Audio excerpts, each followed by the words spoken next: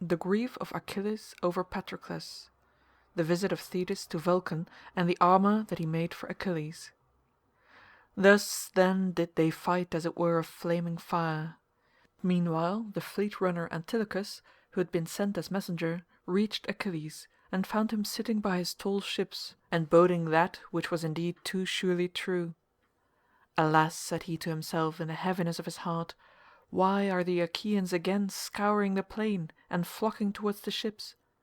Heaven grant the gods be not now bringing that sorrow upon me of which my mother Thetis spoke, saying that while I was yet alive the bravest of the Myrmidons should fall before the Trojans, and see the light of the sun no longer. I fear the brave son of Menoetius has fallen through his own daring, and yet I bade him return to the ships as soon as he had driven back those that were bringing fire against them, and not join battle with Hector." As he was thus pondering, the son of Nestor came up to him and told his sad tale, weeping bitterly the while. "Alas," he cried, "son of noble Peleus, I bring you bad tidings, would indeed that they were untrue. Patroclus has fallen, and a fight is raging about his naked body, for Hector holds his armour." A dark cloud of grief fell upon Achilles as he listened. He filled both hands with dust from off the ground, and poured it over his head, disfiguring his comely face, and letting the refuse settle over his shirt so fair and new. He flung himself down all huge and hugely at full length, and tore his hair with his hands. The bondswomen whom Achilles and Patroclus had taken captive screamed aloud for grief, beating their breasts, and with their limbs failing them for sorrow. Antilochus bent over him the while, weeping and holding both his hands as he lay groaning, for he feared that he might plunge a knife into his own throat. Then Achilles gave a loud cry, and his mother heard him as she was sitting in the depths of the sea by the old man her father, whereon she screamed, and all the goddesses daughters of Nereus that dwelt at the bottom of the sea came gathering round her. There were Glauce, Thalia, and Cymmedoce, Nisaea, Spio, Thoe, and dark-eyed Hale, Cymothoe, Actaea and Limnorea, Melite, Aera, Amphithoe and Agave, Doto and Proto, Pharusa and Dynamene, Dexamene, Amphinomi and Callianira, Doris, Panope, and the famous sea nymph Galatea, Nemertes, Apsiodes, and Callianassa. There were also Clymene, Ionira and Ionassa, Mira, Oreithea, and Amathea of the lovely locks, with other Nereids who dwell in the depths of the sea. The crystal cave was filled with their multitude, and they all beat their breasts while Thetis led them in their lament. "Listen," cried she, "sisters, daughters of Nereus, that you may hear the burden of my sorrows. Alas, woe is me, woe in that I have borne the most glorious of offspring. I bore him fair and strong, hero among heroes, and he shot up as a sapling. I tended him as a plant in a goodly garden, and sent him with his ships to Ilius to fight the Trojans, but never shall I welcome him back to the house of Peleus. So long as he lives to look upon the light of the sun, he is in heaviness, and though I go to him, I cannot help him. Nevertheless I will go, that I may see my dear son, and learn what sorrow has befallen him, though he is still holding aloof from battle." She left the cave as she spoke, while the others followed weeping after, and the waves opened a path before them. When they reached the rich plain of Troy, they came up out of the sea in a long line on to the sands, at the place where the ships of the Myrmidons were drawn up in close order round the tents of Achilles. His mother went up to him as he lay groaning. She laid her hand upon his head and spoke piteously, saying, "My son, why are you thus weeping? What sorrow has now befallen you? Tell me, hide it not from me. Surely Jove has granted you the prayer you made him when you lifted up your hands and besought him that the Achaeans might all of them be pent up at their ships, and rued bitterly in that you were no longer with them." Achilles groaned and answered, "Mother, Olympian Jove has indeed vouchsafed me the fulfilment of my prayer, but what boots it to me, seeing that my dear comrade Patroclus has fallen, he whom I valued more than all others and loved as dearly as my own life? I have lost him, ay, and Hector when he had killed him stripped the wondrous armour, so glorious to behold, which the gods gave to Peleus when they laid you in the couch of a mortal man. Would that you were still dwelling among the immortal sea nymphs, and that Peleus had taken to himself some mortal bride, for now you shall have grief infinite by reason of the death of that son whom you can never welcome home. Nay, I will not live nor go about among mankind unless Hector fall by my spear, and thus pay me for having slain Patroclus son of Menoetius." Thetis wept and answered, "Then, my son, is your end near at hand, for your own death awaits you full soon after that of Hector." Then said Achilles in his great grief, "I would die here and now, in that I could not save my comrade. He has fallen far from home, and in his hour of need my hand was not there to help him. What is there for me?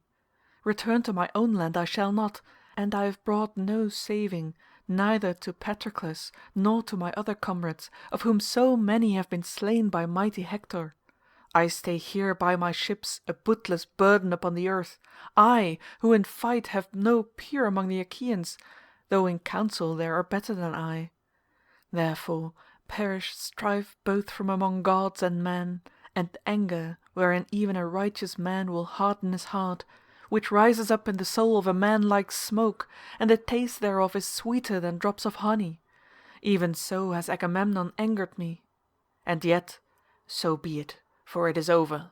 I will force my soul into subjection as I needs must. I will go. I will pursue Hector who has slain him whom I loved so dearly, and will then abide my doom when it may please Jove and the other gods to send it. Even Hercules, the best beloved of Jove, even he could not escape the hand of death, but fate and Juno's fierce anger laid him low, as I too shall lie when I am dead if a like doom awaits me. Till then I will win fame, and will bid Trojan and Dardanian women wring tears from their tender cheeks with both their hands in the grievousness of their great sorrow. Thus shall they know that he who has held aloof so long will hold aloof no longer. Hold me not back, therefore, in the love you bear me, for you shall not move me." Then silver-footed Thetis answered, "My son, what you have said is true. It is well to save your comrades from destruction, but your armour is in the hands of the Trojans. Hector bears it in triumph upon his own shoulders.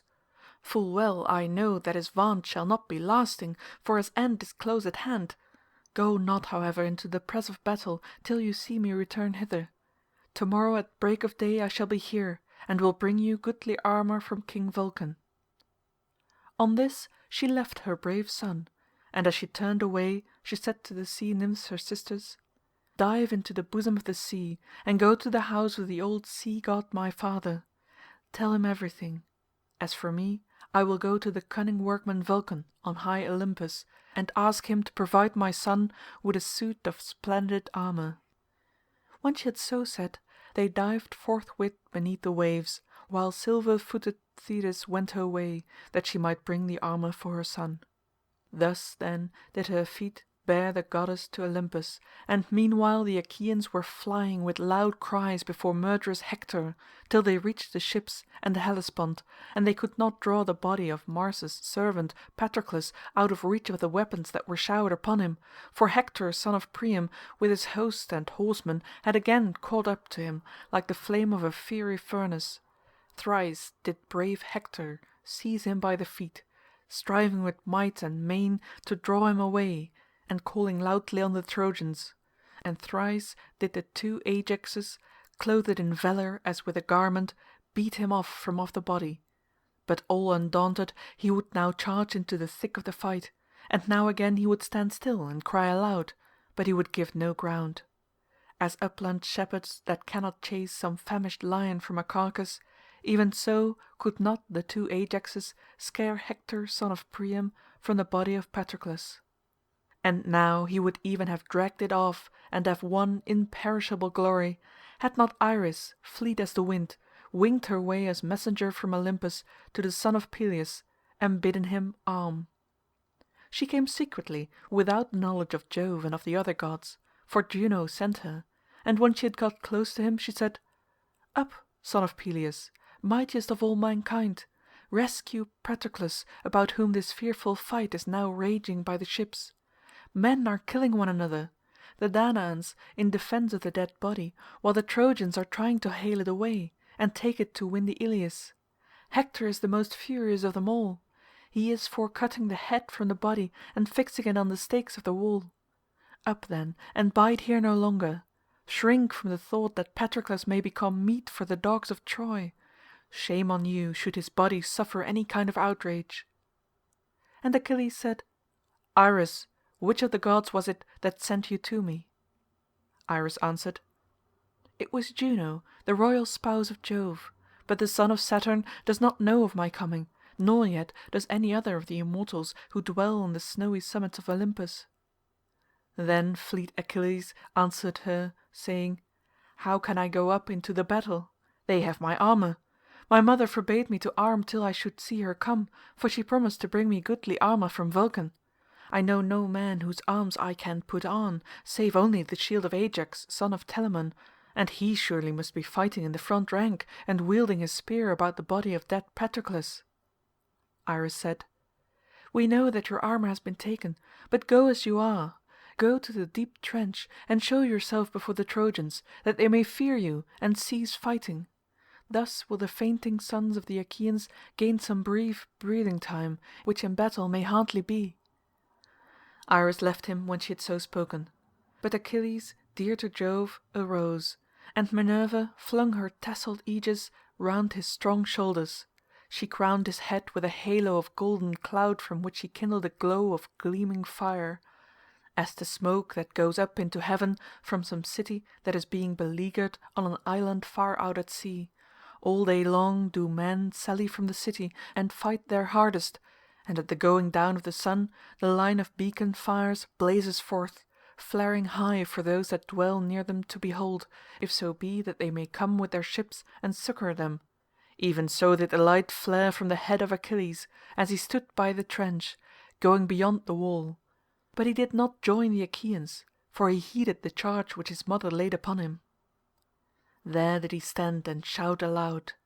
Minerva also raised her voice from afar, and spread terror unspeakable among the Trojans. Ringing as the note of a trumpet that sounds alarm when the foe is at the gates of a city, even so brazen was the voice of the son of Aeacus, and when the Trojans heard its clarion tones they were dismayed. The horses turned back with their chariots, for they boded mischief, and their drivers were awe-struck by the steady flame which the grey-eyed goddess had kindled above the head of the great son of Peleus. Thrice did Achilles raise his loud cry as he stood by the trench, and thrice were the Trojans and their brave allies thrown into confusion, whereon 12 of their noblest champions fell beneath the wheels of their chariots and perished by their own spears. The Achaeans to their great joy then drew Patroclus out of reach of the weapons and laid him on a litter. His comrades stood mourning round him, and among them fleet Achilles, who wept bitterly as he saw his true comrade lying dead upon his bier. He had sent him out with horses and chariots into battle, but his return he was not to welcome. Then Juno sent the busy sun, loth though he was, into the waters of Oceanus. So he set, and the Achaeans had rest from the tug and turmoil of war. Now the Trojans, when they had come out of the fight, unyoked their horses and gathered in assembly before preparing their supper. They kept their feet, nor would any dare to sit down, for fear had fallen upon them all because Achilles had shown himself, after having held aloof so long from battle. Polydamas son of Panthous was first to speak, a man of judgment, who alone among them could look both before and after. He was comrade to Hector, and they had been born upon the same night. With all sincerity and goodwill, therefore, he addressed them thus: "Look to it well, my friends. I would urge you to go back now to your city, and not wait here by the ships till morning, for we are far from our walls. So long as this man was at enmity with Agamemnon, the Achaeans were easier to deal with, and I would have gladly camped by the ships in the hope of taking them. But now I go in great fear of the fleet son of Peleus. He is so daring that he will never bide here on the plain whereon the Trojans and Achaeans fight with equal valour, but he will try to storm our city and carry off our women. Do then as I say, and let us retreat. For this is what will happen. The darkness of night will for a time stay the son of Peleus, but if he find us here in the morning when he sallies forth in full armour, we shall have knowledge of him in good earnest. Glad indeed will he be who can escape and get back to Ilius, and many a Trojan will become meat for dogs and vultures, may I never live to hear it. If we do as I say, little though we may like it, we shall have strength in council during the night, and the great gates with the doors that close them will protect the city. At dawn we can arm and take our stand on the walls. He will then rue it if he sallies from the ships to fight us. He will go back when he's given his horses their fill of being driven all with us under our walls, and will be in no mind to try and force his way into the city. Neither will he ever sack it. Dogs shall devour him ere he do so." Hector looked fiercely at him and answered, "Polydamas, your words are not to my liking in that you bid us go back and be pent within the city. Have you not had enough of being cooped up behind walls? In the old days the city of Priam was famous the whole world over for its wealth of gold and bronze, but our treasures are wasted out of our houses, and much goods have been sold away to Phrygia and fair Meonia, for the hand of Jove has been laid heavily upon us. Now therefore that the son of scheming Saturn has vouchsafed me to win glory here and to hem the Achaeans in at their ships, prate no more in this fool's wise among the people. You will have no men with you. It shall not be. Do all of you as I now say. Take your suppers in your companies throughout the host, and keep your watches, and be wakeful every man of you. If any Trojan is uneasy about his possessions, let him gather them and give them out among the people. Better let these rather than the Achaeans have them. At daybreak we will arm and fight about the ships.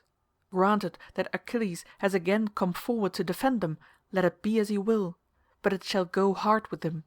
I shall not shun him, but will fight him, to fall or conquer.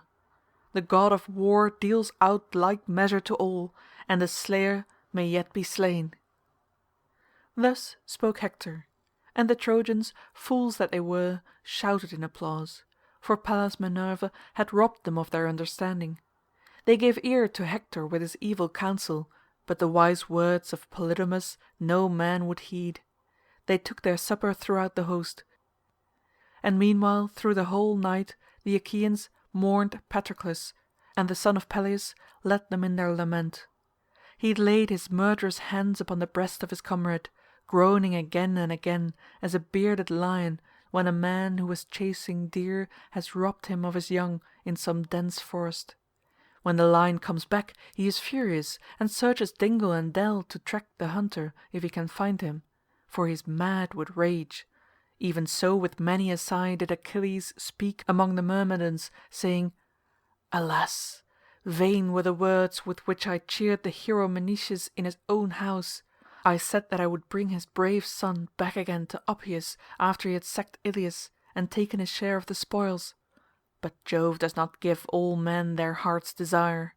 The same soil shall be reddened here at Troy by the blood of us both, for I too shall never be welcomed home by the old knight Peleus, nor by my mother Thetis, but even in this place shall the earth cover me. Nevertheless, O Patroclus, now that I am left behind you, I will not bury you till I have brought hither the head and armour of mighty Hector who has slain you. 12 noble sons of Trojans will I behead before your bier to avenge you. Till I have done so you shall lie as you are by the ships, and fair women of Troy and Dardanus, whom we have taken with spear and strength of arm when we sacked men's goodly cities, shall weep over you both night and day." Then Achilles told his men to set a large tripod upon the fire, that they might wash the clotted gore from off Patroclus. Thereon they set a tripod full of bath water onto a clear fire. They threw sticks onto it to make it blaze, and the water became hot as the flame played about the belly of the tripod. When the water in the cauldron was boiling they washed the body, anointed it with oil, and closed its wounds with ointment that had been kept 9 years. Then they laid it on a bier and covered it with a linen cloth from head to foot, and over this they laid a fair white robe. Thus all night long did the Myrmidons gather round Achilles to mourn Patroclus. Then Jove said to Juno his sister wife, "So, Queen Juno, you have gained your end and have roused fleet Achilles. One would think that the Achaeans were of your own flesh and blood." And Juno answered, "Dread son of Saturn, why should you say this thing? May not a man, though he be only mortal and knows less than we do what he can for another person? And shall not I, foremost of all goddesses, both by descent and as wife to you who reign in heaven, devise evil for the Trojans if I am angry with them?" Thus did they converse. Meanwhile Thetis came to the house of Vulcan, imperishable, star-bespangled, fairest of the abodes in heaven, a house of bronze wrought by the lame god's own hands. She found him busy with his bellows, sweating and hard at work, for he was making 20 tripods that were to stand by the wall of his house, and he set wheels of gold under them all, that they might go of their own selves to the assemblies of the gods, and come back again, marvels indeed to see. They were finished all but the ears of cunning workmanship which yet remained to be fixed to them. These he was now fixing, and he was hammering at the rivets. While he was thus at work, silver-footed Thetis came to the house. Charis, of graceful headdress, wife to the far-famed lame god, came towards her as soon as she saw her, and took her hand in her own, saying, "Why have you come to our house, Thetis, honoured and ever welcome? For you do not visit us often. Come inside, and let me set refreshment before you." The goddess led the way as she spoke, and bade Thetis sit on a richly decorated seat inlaid with silver. There was a footstool also under her feet. Then she called Vulcan and said, "Vulcan, come here, Thetis wants you." And the far-famed lame god answered, "Then it is indeed an august and honoured goddess who has come here. She it was that took care of me when I was suffering from the heavy fall which I had through my cruel mother's anger. For she would have got rid of me because I was lame. It would have gone hardly with me had not Eurynome, daughter of the ever-encircling waters of Oceanus, and Thetis taken me to their bosom. 9 years did I stay with them, and many beautiful works in bronze, brooches, spiral armlets, cups and chains did I make for them in their cave, with the roaring waters of Oceanus foaming as they rushed ever past it. And no one knew, neither of gods nor men, save only Thetis and Eurynome who took care of me. If then Thetis has come to my house, I must make her due requital for having saved me. Entertain her, therefore, with all hospitality, while I put by my bellows and all my tools." On this the mighty monster hobbled off from his anvil, his thin legs plying lustily under him. He set the bellows away from the fire, and gathered his tools into a silver chest. Then he took a sponge and washed his face and hands, his shaggy chest and brawny neck. He donned his shirt, grasped his strong staff, and limped towards the door. There were golden handmaids also who worked for him, and were like real young women, with sense and reason, voice also and strength, and all the learning of the immortals. These busied themselves as the king bade them, while he drew near to Thetis, seated her upon a goodly seat, and took her hand in his own, saying, "Why have you come to our house, Thetis, honoured and ever welcome? For you do not visit us often. Say what you want, and I will do it for you at once if I can, and if it can be done at all." Thetis wept and answered, "Vulcan, is there another goddess in Olympus whom the son of Saturn has been pleased to try with so much affliction as he has me? Me alone of the marine goddesses did he make subject to a mortal husband, Peleus son of Aeacus, and sorely against my will did I submit to the embraces of one who was but mortal, and who now stays at home, worn out with age. Neither is this all. Heaven vouchsafed me a son, hero among heroes, and he shot up as a sapling. I tended him as a plant in a goodly garden, and sent him with his ships to Ilius to fight the Trojans. But never shall I welcome him back to the house of Peleus. So long as he lives to look upon the light of the sun, he is in heaviness, and though I go to him, I cannot help him. King Agamemnon has made him give up the maiden whom the sons of the Achaeans had awarded him, and he wastes with sorrow for her sake. Then the Trojans hemmed the Achaeans in at their ships' sterns, and would not let them come forth. The elders therefore of the Argives besought Achilles and offered him great treasure, whereon he refused to bring deliverance to them himself, but put his own armour on Patroclus and sent him into the fight with much people after him. All day long they fought by the Scaean gates and would have taken the city there and then, had not Apollo vouchsafed glory to Hector and slain the valiant son of Menoetius after he had done the Trojans much evil. Therefore I am suppliant at your knees if haply you may be pleased to provide my son, whose end is near at hand, with helmet and shield, with goodly greaves fitted with ankle clasps, and with a breastplate, for he lost his own when his true comrade fell at the hands of the Trojans, and he now lies stretched on earth in the bitterness of his soul." And Vulcan answered, "Take heart, and be no more disquieted about this matter. Would that I could hide him from death's sight when his hour is come, so surely as I can find him armour that shall amaze the eyes of all who behold it." When he had so said, he left her and went to his bellows, turning them towards the fire and bidding them do their office. 20 bellows blew upon the melting pots, and they blew blasts of every kind, some fierce to help him when he had need of them, and others less strong as Vulcan willed it in the course of his work. He threw tough copper into the fire, and tin, with silver and gold. He set his great anvil on its block, and with one hand grasped his mighty hammer while he took the tongs in the other. First he shaped the shield so great and strong, adorning it all over and binding it round with a gleaming circuit in 3 layers, and the baldric was made of silver. He made the shield in 5 thicknesses, and with many a wonder did his cunning hand enrich it. He wrought the earth, the heavens and the sea, the moon also at her full, and the untiring sun, with all the signs that glorify the face of heaven, the Pleiads, the Hyads, huge Orion, and the Bear, which men also call the Wain, and which turns round ever in one place facing Orion, and alone never dips into the stream of Oceanus. He wrought also 2 cities, fair to see and busy with the hum of men. In the one were weddings and wedding feasts, and they were going about the city with brides whom they were escorting by torchlight from their chambers. Loud rose the cry of Hymen, and the youths danced to the music of flute and lyre, while the women stood each at her house door to see them. Meanwhile the people were gathered in assembly, for there was a quarrel, and 2 men were wrangling about the blood money for a man who had been killed, the one saying before the people that he had paid damages in full, and the other that he had not been paid. Each was trying to make his own case good, and the people took sides, each man was backing the side that he had taken, but the heralds kept them back, and the elders sate on their seats of stone in a solemn circle, holding the staves which the heralds had put into their hands. Then they rose, and each in his turn gave judgment, and there were 2 talents laid down, to be given to him whose judgment should be deemed the fairest. About the other city there lay encamped 2 hosts in gleaming armour, and they were divided whether to sack it or to spare it and accept the half of what it contained. But the men of the city would not yet consent, and armed themselves for a surprise. Their wives and little children kept guard upon the walls, and with them were the men who were past fighting through age.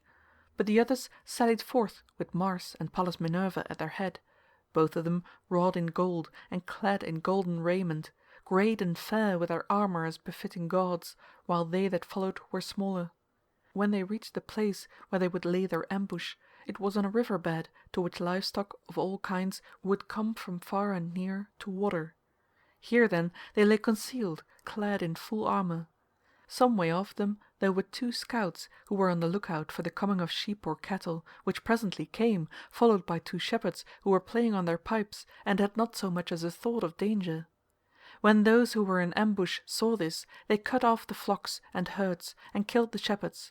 Meanwhile the besiegers, when they heard much noise among the cattle as they sat in council, sprang to their horses and made with all speed towards them. When they reached them they set battle in array by the banks of the river, and the hosts aimed their bronze-shod spears at one another. With them were strife and riot, and fell Fate, who was dragging 3 men after her, one with a fresh wound, and the other unwounded, while the third was dead, and she was dragging him along by his heel, and her robe was bedrabbled in men's blood. They went in and out with one another, and fought as though they were living people, haling away one another's dead. He wrought also a fair fallow field, large and thrice ploughed already. Many men were working at the plough within it, turning their oxen to and fro, furrow after furrow. Each time that they turned on reaching the headland, a man would come up to them and give them a cup of wine, and they would go back to their furrows, looking forward to the time when they should again reach the headland. The path that they ploughed was dark behind them, so that the field, though it was of gold, still looked as if it were being ploughed, very curious to behold. He wrought also a field of harvest corn, and the reapers were reaping with sharp sickles in their hands. Swath after swath fell to the ground in a straight line behind them, and the binders bound them in bands of twisted straw. There were 3 binders, and behind them there were boys who gathered the cut corn in armfuls and kept on bringing them to be bound. Among them all the owner of the land stood by in silence and was glad. The servants were getting a meal ready under an oak, for they had sacrificed a great ox and were busy cutting him up, while the women were making a porridge of much white barley for the labourers' dinner. He wrought also a vineyard, golden and fair to see, and the vines were loaded with grapes. The bunches overhead were black, but the vines were trained on poles of silver. He ran a ditch of dark metal all round it, and fenced it with a fence of tin. There was only one path to it, and by this the vintagers went when they would gather the vintage. Youths and maidens all blithe and full of glee carried the luscious fruit in plaited baskets, and with them there went a boy who made sweet music with his lyre, and sang the Linos song with his clear boyish voice. He wrought also a herd of horned cattle. He made the cows of gold and tin, and they lowed as they came full speed out of the yards to go and feed among the waving reeds that grow by the banks of the river. Along with the cattle there went 4 shepherds, all of them in gold, and their 9 fleet dogs went with them. 2 terrible lions had fastened on a bellowing bull that was with the foremost cows, and bellow as he might they hailed him, while the dogs and men gave chase. The lions tore through the bull's thick hide and were gorging on his blood and bowels, but the herdsmen were afraid to do anything, and only hounded on their dogs. The dogs dared not fasten on the lions, but stood by, barking and keeping out of harm's way. The god wrought also a pasture in a fair mountain dell, and a large flock of sheep, with a homestead and huts, and sheltered sheepfolds. Furthermore he wrought a green, like that which Daedalus once made in Knossos for lovely Ariadne. Hereon there danced youths and maidens whom all would woo, with their hands on one another's wrists. The maidens wore robes of light linen, and the youths well-woven shirts that were slightly oiled. The girls were crowned with garlands, while the young men had daggers of gold that hung by silver baldricks. Sometimes they would dance deftly in a ring with merry twinkling feet, as it were a potter sitting at his work and making trial of his wheel to see whether it will run. And sometimes they would go all in line with one another, and much people was gathered joyously about the green. There was a bard also to sing to them and play his lyre, while 2 tumblers went about performing in the midst of them, when the man struck up with his tune. All round the outermost rim of the shield he set the mighty stream of the river Oceanus. Then, when he had fashioned the shield so great and strong, he made a breastplate also that shone brighter than fire. He made a helmet close fitting to the brow, and richly worked, with a golden plume overhanging it, and he made greaves also of beaten tin. Lastly, when the famed lame god had made all the armour, he took it and set it before the mother of Achilles, whereon she darted like a falcon from the snowy summits of Olympus and bore away the gleaming armour from the house of Vulcan. End of Book 18.